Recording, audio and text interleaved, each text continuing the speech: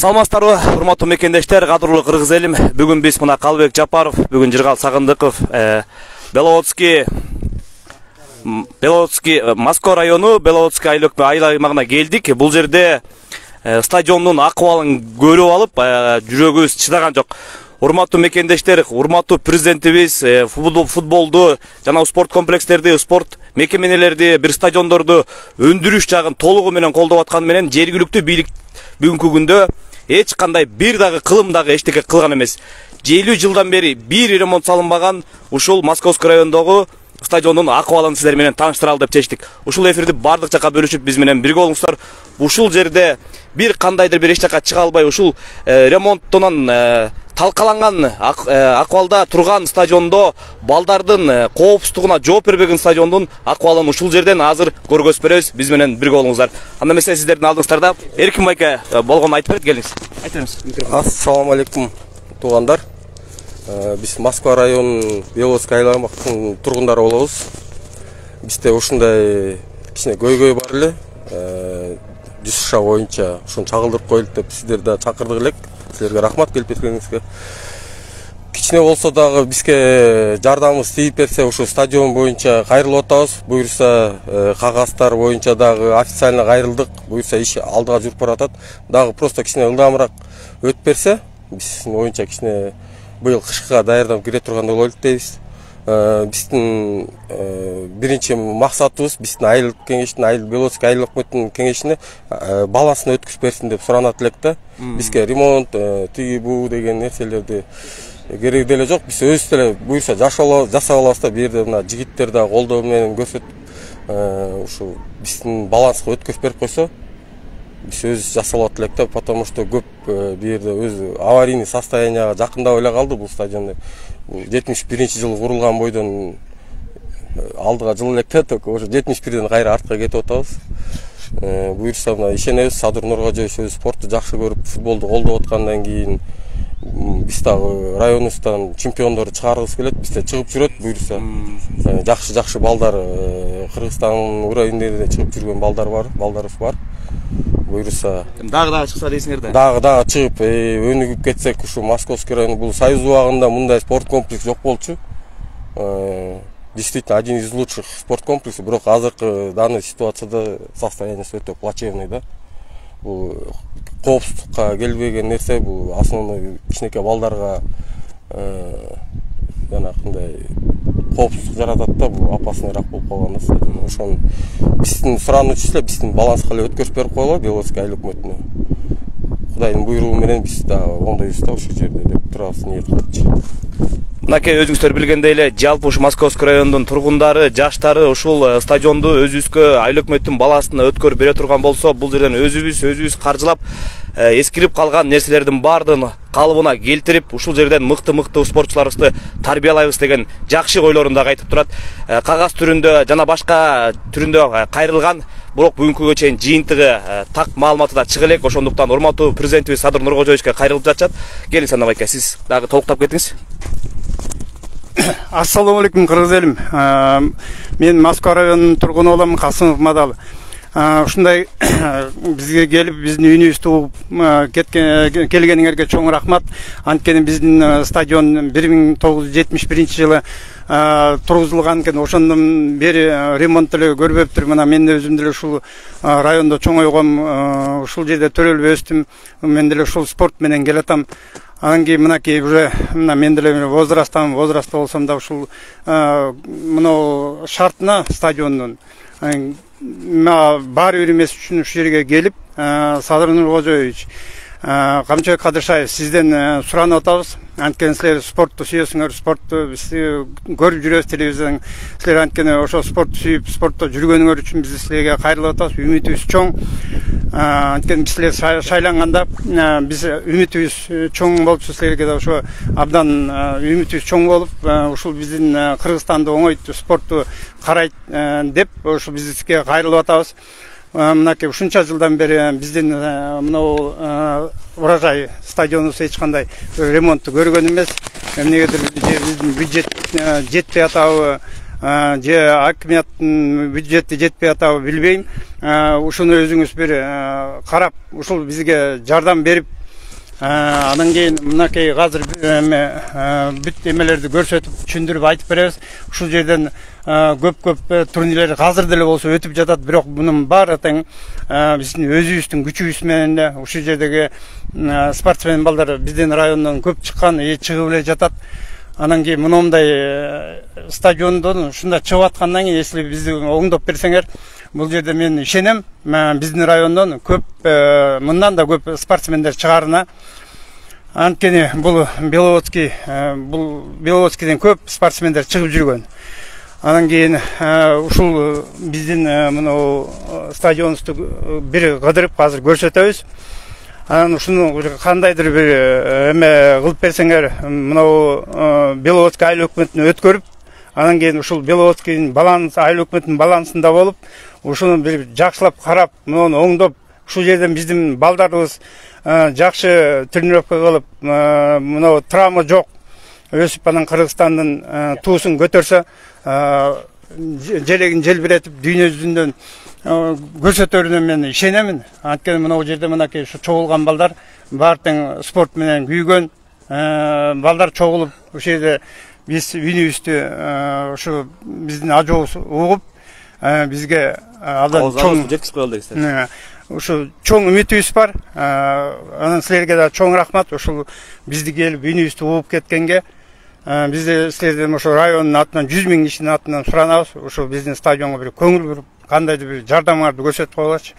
Силерге чоң рахмат. Бул жак эмне? Бул жактагы здание ал эменики, администрация.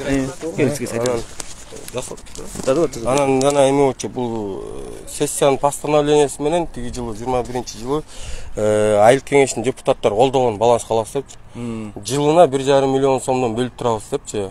Ошо биздин айыл кеңешинин депутаттарына да ыраазычылык билдирем, ошону колдоп эметкени үчүнчү. Эми бизге бериле койсо, иш жүзүндө буйрса, Кудайым турат, баары аман эсен болсо кылабыз да. Бул эми бизге эмес, эч ким районго ала турган нерсе. Силер эми ошону жеткирип берсеңер, өйдө жактарга буйрса жакшы жагын чыгарып бергенге үмүттөнбүз да. Бул жак азыр стадиондун сырты болсо, стадиондун ичин көргөзүп беребиз. Урматтуу мекендештер, ичин көрсөңүздөр, полдору сунайын деп тур. Балдар база албай, чуркай албай, буга чейин кырсыктап, бутун сындырып алгандар да болуп тур. Заборлорду курап, кийинки жөөтмөк кишилерге да чоң коопсуздукту жаратып турат экен. Ошондуктан урматтуу мекендештер, бардыңыздар, ушул эфирди бөлүшүп коюңуздар. Бул жердеги жалпы ушул Беловодский Сокулук районунун, Московский районунун жалпы жаштары, спорт сүйүүчүлөрү президентибизге кайрылуусун дагы досу улантпак. Азыр бул жердеги стадиондун акыбалын азыр сиздер менен ушул жактан көргөзүп беребиз. Жүрүңүздөр. Стадиондун ичине кирели анда. Бул стадиондун курулганына канча болду? 71-жылдан бери. 50 жыл болду, 51 жыл. Кулап жатат бул жерлери. Муну эч ким буга көңүл бурган жок да. Bir bala oynup ketip çıkıp ketти, basıp kalsa ne болот? Ооба. Мына карасаң? Келип карасаң? Келип өтүп карап койгулачы анакей. Карачы, могу эске окуш бир бала көлөкөлөп келип отурса, ушуну басып калса. Жыгып кала калыптыр, тиги жагында карап көрүңүз. Мынакей. Төтүгү да кулайын деп турат. Төтүк балдарды тигиден тартып койсоң болот. Ушул балдар мынакей азыр басып кетип калышса бизден эме. Анан ушундай балдар эми мына биздин эле балдарды булар. Бул балдар дайыма ушул жерде ойноп жүр. Ушул жерде дайыма ойнойт. Ушу тегерекчеде мына жашоочулар мынакей. Көрүп атасыз мына момундай татынакай биздин өзүбүздүн балдарыбыз, неберелерибиз ушул жерде ойноп, ушул жерден өтүшөт, тияка барып топ ойнойт, мына күрөшкө катышат. Апасын болуп калды, кокусунан анда жыгылып кетсе, бирөөнү басып калды да сразу эле. Ооба. Анан обязательно эле биз күтпөшүбүз керек да, чтобы ушул кырсык болгондочу. Мынакей. Администрациянын кебетеси. Мына көрүп атасыз. Администрациянын кебетеси ушу кандай болсун да. Бул вообще ремонт көрбөптүр да бул жер. Эчтеке мына 71-жылдан бери почти көргөн жок да. Администрация ачыкпы? Жүрүңүздөр чогуу кирели. Жок. Эми ачык. Жок, ар жок аяк. Бул 71-жылы салынган администрация экен да? Здание. Ооба, 51 жыл болду. 51 жыл болду. Барбанда балдар Басовский залдан балдарда өздөрү кылышты ремонт стадион негизи өзү бул Кыргызстандагы, мен эсли жаңылбайм, мына Спартак стадиону барбы? ошондон кийинки эле мындай чоңдугу жагынан Спартак стадионунан кийин эле биздики. Мына бизде момундай спортсмендер чыккан. Анан кийин мына даже биздин Талант Бегалиевич мына чемпион болгон, мына Грециядан чемпион болгон. Мынакей ушундай стадиондо бизде көрүн чемпиондор чыгып атат. Мисалы мына Меринде де бизде мына баркта баалайбыз, ошон үчүн мындай эмелердин сүрөттөрү биздин деле балдарды ушундай чыгып, мындай желегин көтөрүп, туусун Кыргызстандын туусун көтөрсө жаманбы? Мени мисалы ишенемиз биздин райондан чыгарына, чыгып жүргөн ил чыгат. Садыр Нуркожоевич, Камчыбек Кадыршаев, мынакей биздин наристелер монтип тренировка кылат момундай залда. Ушуга бир биздин мынакей районго бир чоң жардамыңызды көрсөтүп койсоңуз, 1971-жылдан бери мына ремонт көрбөгөнү. Ушуга биз суранычыбыз, ушу биздин Москва районунун 100 000 кишинин атынан мынакей айтып жатам. Ушу жерге момундай балдарыбызга бир жардам көрсөтүп койсоңуз. Такиров Нурлат деген серебряный призер ушу жерден чыккан. Ушул мынакей залда тренировка кылган ошол баладагычы. Аты жөнүм Улан Майлыбаев, мен ошо футбол боюнча ойногом, Высший лига Кыргызстан Республикасында ойногом. Садыр Нуркожоевич, биз сизге кайрылганыбыз ушул биздин Жушса стадионубуз акыбалы аябай начарлап калды 50 жылдан бери.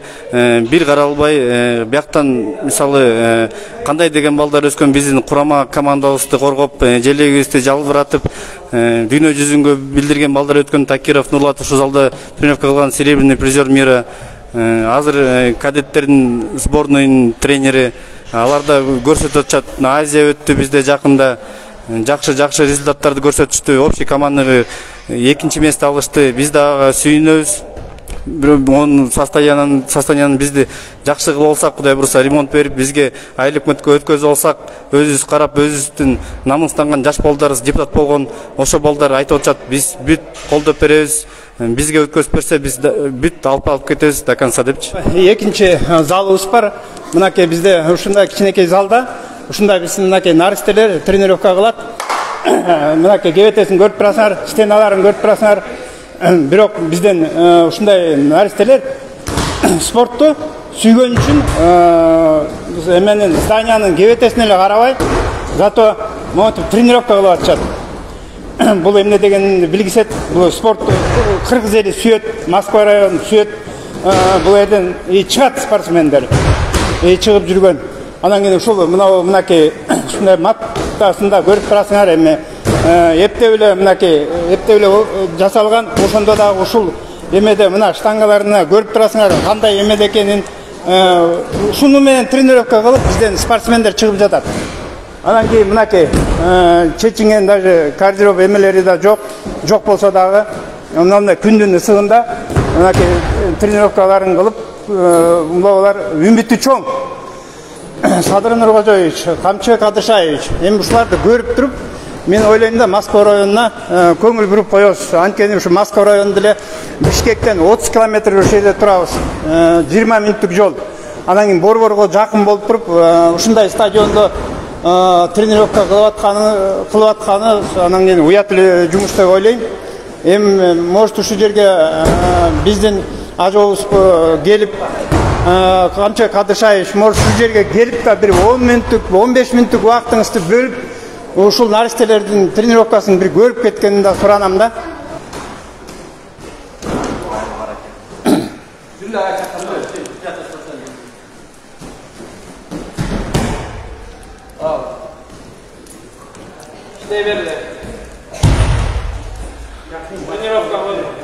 Анан кийин мына биздин душевойубуз да бар.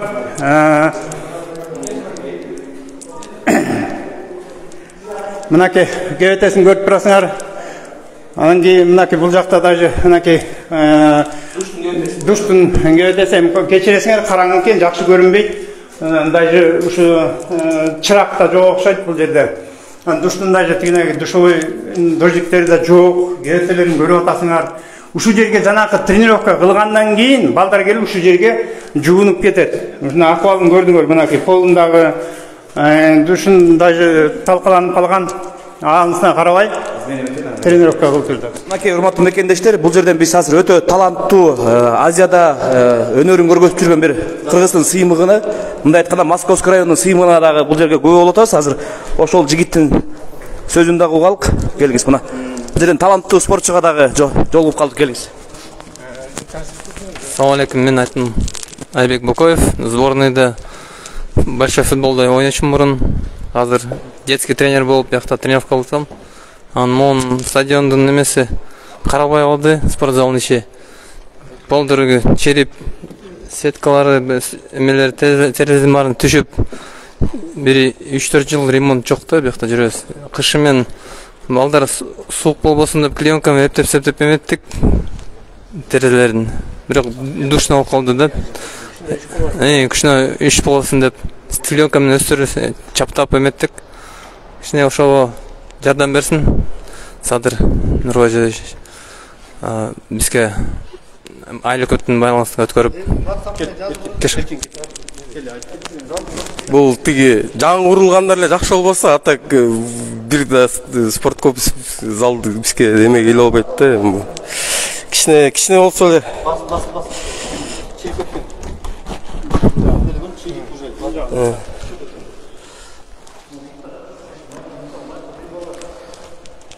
Бирде не только мини-футбол ойношот, бирде гандбол ойношот, волейбол ойношот.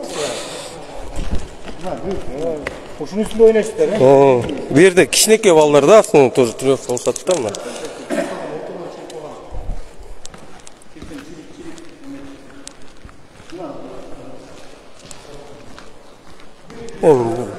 Буттар канча сынган айтып бербей эле коюлат. Бул айнектер сынып тур. айнектер топ тийсе Кудай сактасын.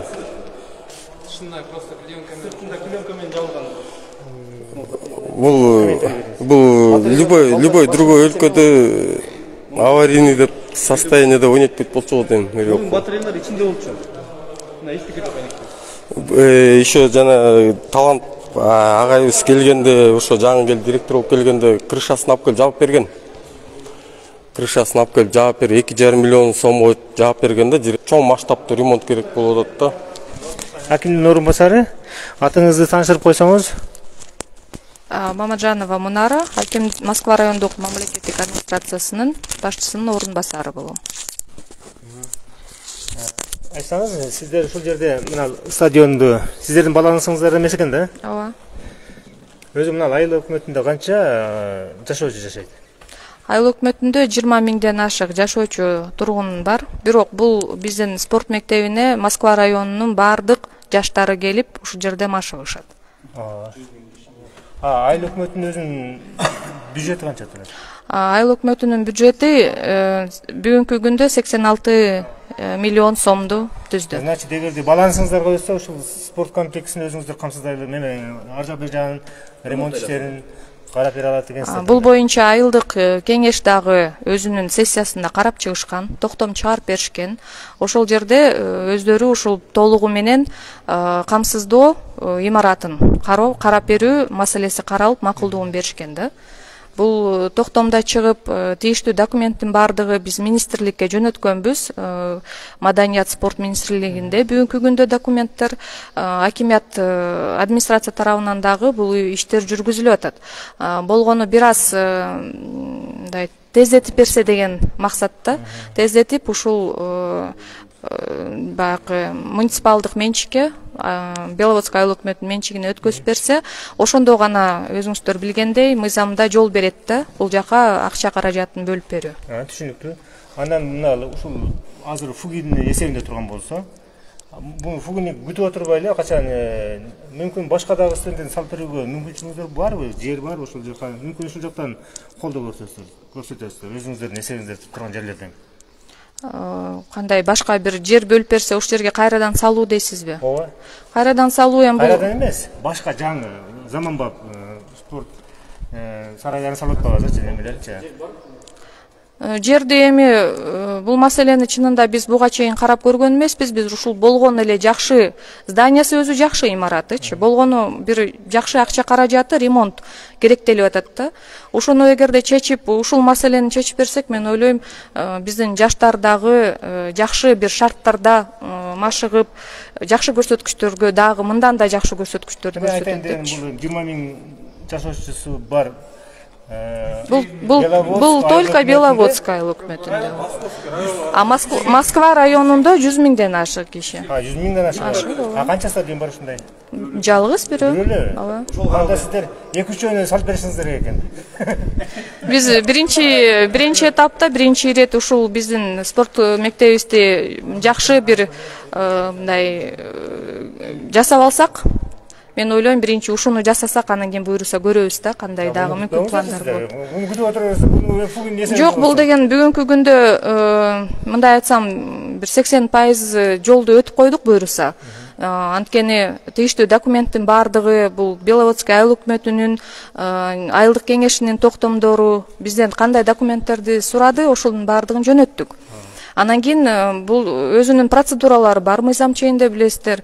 Ошол министрлик башка министерстволор менен дагы макулдашуу кылып туруп, анан кийин гана өткөрүп бере алат экен да.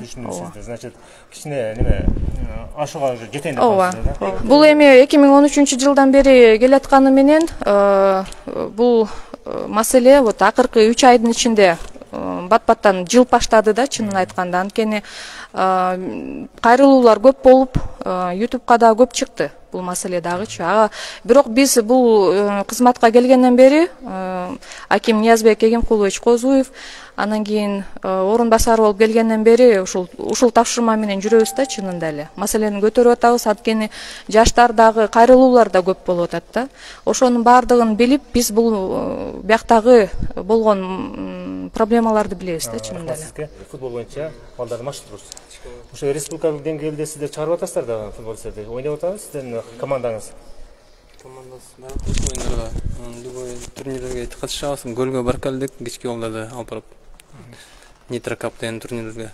Ошода буюрса үмүт этебиз, жаштарды өстүрүп атабыз. Ооба.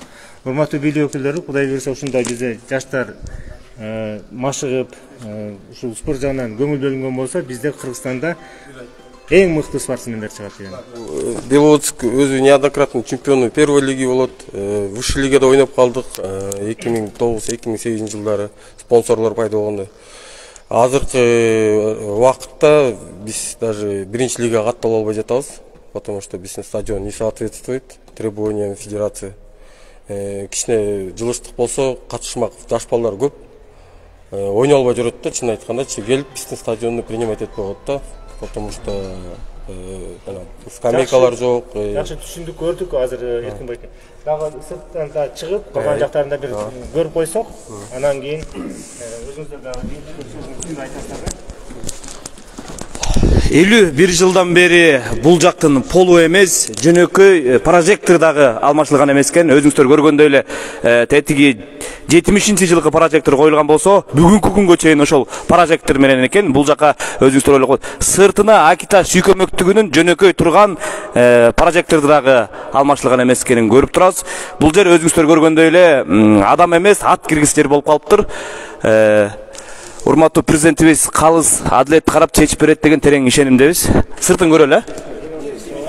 Аманкулов болгондо 2,5 миллионго частичная кровля кылып берген. Ушу жана суу тамып аткан жерин жасап беришкен. Аны да унутпайбыз. Рахмат аларга. Просто андан кийин дагы кичине жылыш болбой жатат. Кровляны жасап беришти, мат алып беришти, содействовать этип атышат алар дагы. Но кичине дагы еще масштабныйраак кылыш керек болуп атат да. Мына өзүңөр көргөндөй эле, урматтуу мекендештер, чырдагынан суу ага берип, бул жерде азыр чоң коопсуздукту жаратып турат. Бул любой момент кулап түшүп, бирөөнү басып калган акыбалга келип калыптыр. Бул эми чындыгында 51 жылдан бери бул жерде бир киши келип караган дагы эмес, байкаган да эмес. Көрүп турса, байкап турса дагы көрмөксөнгө салып өткөнү көрүнүп эле турат. Азыр кирпиштер эзилип, бул жерде кулайын деп атат, өзүңүздөр көрүп тургандай эле.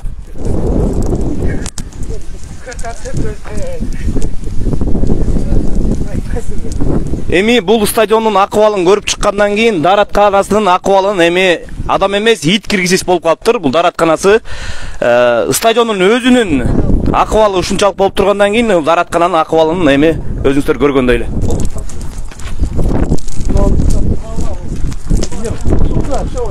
Бул жерде өзүңөрдөр көргөндөй эле летний душ болуп аталган, бирок бүгүнкү күндө эч кандай колдонбой калат азыр. Бул жөн эле турат.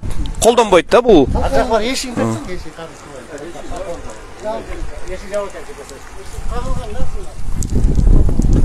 Мына ушундай даяр жакшынакай болгон нерселерди ремонттош. Таза суу чыккан жери. Мынакей биздин ушул стадионубуздун акыбалы. Мына бул жагын баарын чөп баскан. Мынакей трибунабыз мурда бар эле татынакай трибуна бар эле. Анын баары талкаланып бүттү. Анан кийин бизди мынакей азыр мына футбол боюнча биринчи лига, экинчи лигага дагы кабыл албай атат. Эмне үчүн дегенде бул стадиондун акыбалы өтө начар. Даже мынакей көрүүчүлөр келип отурганга отургучуңар да жок. Мына бул өсүп турган курайдын үстүнө отурмак беле деп бул жерден отказ берип атышат бардыгы. Даже бизди ушу чемпионатка кошконго баардыгын кабыл албай атышат. А бизде райондо спортту сүйгөн балдар өтө көп. Анан кийин биз өзүбүздүн биздин өзүбүздүн күчүбүз менен гана мына стадионду бир аз мындай скамейкалар каякта? Эми бул скамейкалар бул жерден баары тең рейкадан болчу. Алардын баары тең жулуп алып кетти, эскип чиригенден кийин эми багы уборка кылып да алып кетишти. Эми 51 жылдын ичинде эми рейка эмес адам деле жогартайт экен. Анан кийин бул темирлер дагы бул кандайдыр бир себептер менен жок болуп кетти. Только мына стойкалар калыптыр. Мурда ушунун баары тең красить, мисалы менин жаш кезимде ушу жерде футбол ойноп жүргөндө ушунун баары тең красить этилип, мына жерде биздин көрүүчүлөр келип, бизге аябай келип балет этип, ушу жерде шыкырып, кыйкырып балет этип турушчу эле. Азыр келип отурганга невозможно болуп атат да.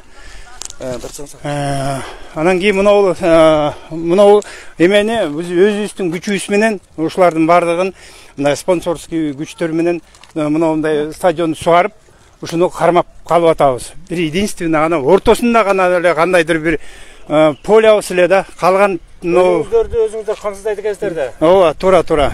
Ушул мынакей ушул эмен бир жарымы финансировать этеби? Жок, ушу финансировать эткендердин бири менмин да, ушул эмеде. Көп мынакей футбольный клубтардын формасын алып берип, тобун алып берип, мына суп аларын алып берип, жанагы жол киресин взносторун төлөгөнгө спортко мен өзүм көп жылдан бери ушу Калпайт басынын районунун баары жакшы билет. Бир 10 жылдар өтүп кетти, ошондон бери ушул колумдан келген жардамымды берип жүрөм. Спорт ушу мага окшогон адамдардын эмеси менен кармалып жүрөт. Анан мына тренерлерди да азыр көрдүңөр го. Мынакей бардыгы ушундай состояние болсо дагы, начар состояние болсо дагы ошолорго да рахмат да. Ушундай койчу ушул бир сарайга окшогон эмеге келип тренировка кылбай эле коеюнчу дебей, ошолор келип дагы мынакей алган кичинекей айлыгына ыраазы болушуп, ушул биздин мына балдарды келип тренировка кылып ушундай акыбалда. Касымов Мадалбек, ушул Беловодский айылынын тургуну болом. Ушул жерде эле стадионго жакын эле жерде турам. Мынакей биздин дагы ветеранский турнирлерибиз өтөт. Мына базар күнү, мына суббота күнү мына бизде дагы Чүй Жеңиш деген футбольный командабыз бар. Высший лигада ойнойт. Экинчи местада келатат. Андан кийинки дагы мына Беловодский деп, андан бөлөк дагы мынакей Аксу командасы бар. Ветерандардан Кепер арык бар, Чоң арык бар. Ушундай бизде ветеранский турнирлер сөзүздүк өтүп турат. Суббота базар күнү ушу жерден келип даже көрүп кетсеңер болот. Ошо 2 күн чоң футболдор болот. Ушундай суббота күнү Высший лига ветеранский Чүй Жеңиш деген команда бар. Ошол мына ушу жерде тренировка кылат. Ушу жерде жанагы чемпионат Кыргызстанды ушул жерден өткөрүшөт. Андан кийинки мына Сокулук, Московский, Кара-Балта районунда 3 районунда өзүнүн чемпионаты бар. Ошол да ушул жерден өтөт. Анан ошон үчүн биз эми баягы мындай чоң эмени каражылаш кыйын. Только биз мына стадиондун поляны караганга только араң жетишип, мындай скамейкалары жок болсо да ушул жерге келип турнирлер өтүп атат. Өткөн суббота күнү дагы, базар күнү дагы оюндар өттү.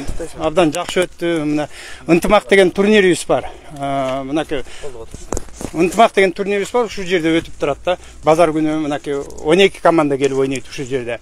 Рахмат. Мынакей урматтуу мекендештер, кадырлуу кыргыз элим, бул жердеги жалпы эл урматтуу президентибизге терең ыраазычылыгы менен кайрылышат экен. Бул ушул урматтуу президентибиздин кайрылганы булардын себеби ушул жерди айыл өкмөттүн балансына өткөрүп берсе, 51 жылдан бери каралбаган жерди өзүбүз спонсор болобу, жана башка бирдеме болобу, өзүбүздүн бюджет мененби, же жекешкелердин бюджети мененби өзүбүз сырдап, ремонт кылып, жакшынакай стадионго айландырып коелу деген эле жакшы ой менен бизге кайрылды. Биз аркылуу ушул президентибизге, Садыр Нуркожоевке да кайрылуусун жасады. Өзүңүздөр көргөндөй, бул жакта футбол боло турган болсо, эл отура турган жер ушундай жер экен. Трибунасы бул жерге эл эмес, эшек отурбагандай болуп калыптыр. Ушул жер 51 жылдан бери бир лампочкасы алмашылбаптыр. Ал эми жогоркуда көргөзүлүп кеткендей эле полдордун баары тешилип, балдардын бутун кокустап алганга чейин барыптыр. Жалпы ушул Сокулук районунун, Московский районунун жалпы 100дөн ашык эли жана ушундай эле таланттуу спортчулары дагы урматтуу президентибизге кайрылып, ушуну элдин балансына, айыл өкмөттүн баласына чечип берели деген чоң кайрылуу жасашты. Кудайым буйруса президентибиз өзүнүн көзөмөлүнө алат деген терең ишенимдебиз. Биз менен бирге болгонуңуздарга чоң рахмат. Эфирди болгон жака бөлүшкөнүңүздар. Рахмат.